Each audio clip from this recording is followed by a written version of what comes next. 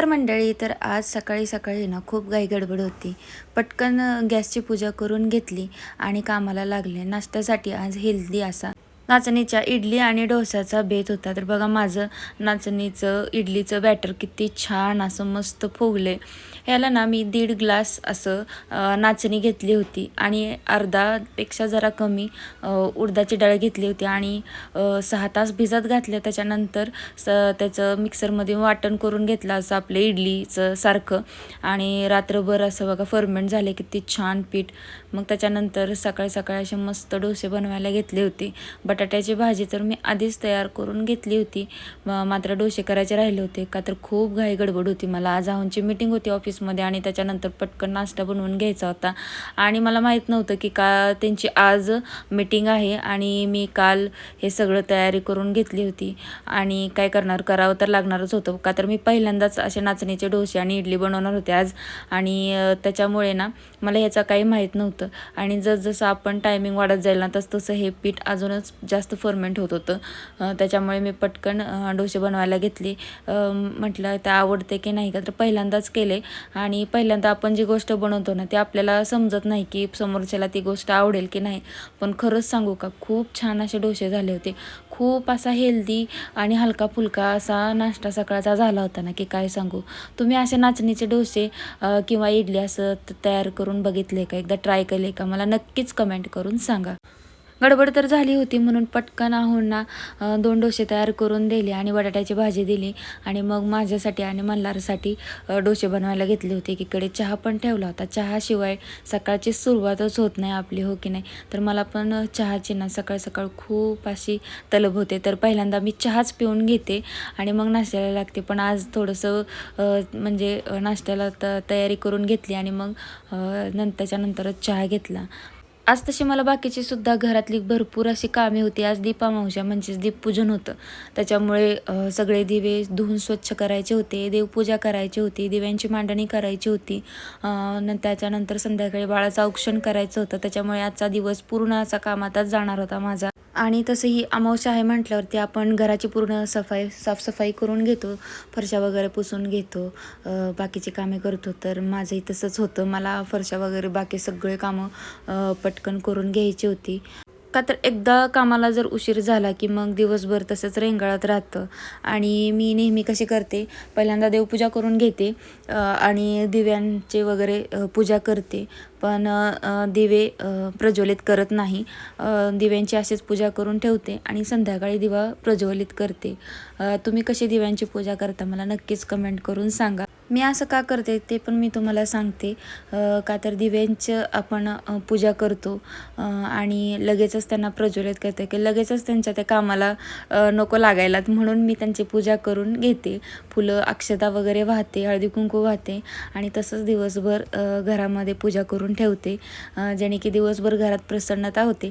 आणि दिवा प्रज्वलित करून ठेवला ना की मग ते लगेच संध्याकाळपर्यंत त्यांची ज्योत मावळून जाते. म्हणून मी संध्याकाळी पूजा करते, ज्याने की रात्रभर दिवे तसेच तेवत राहतात घरात. त्यांचा प्रकाश रात्रभर घरामध्ये राहतो आणि काही काही दिवे ना पहाटे पहाटे विझतात. तर मला ते खूप आवडतं म्हणून मी दिवसभर पूजा करून ठेवते आणि मग संध्याकाळी दिवे प्रज्वलित करते. तर अशा पद्धतीने माझी बघा दिव्यांची मांडणी करून झालेली आहे.